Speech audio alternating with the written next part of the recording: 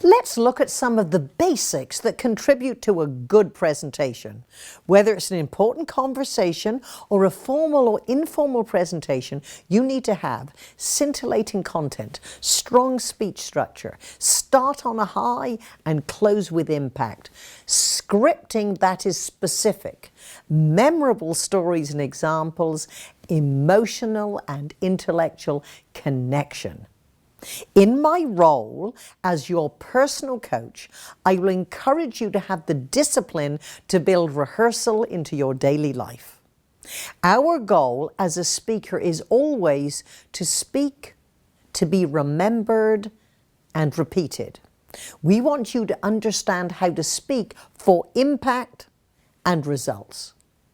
As you look at the details and ingredients that go into every presentation, think about the next presentation you are going to deliver.